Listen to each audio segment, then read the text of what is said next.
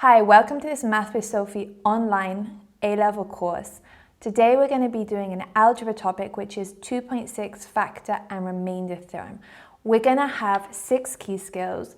We're going to be starting off with long division of polynomials, which is something I personally found really tricky when I was at school, so I've created a system to help you learn that. Then we're going to be moving on to looking at the factor theorem. What is it? How can we prove it? How can we use it? And then onto the remainder theorem. Everything we learn is going to be super useful when we start looking at drawing cubic or 1/x graphs later on in the course.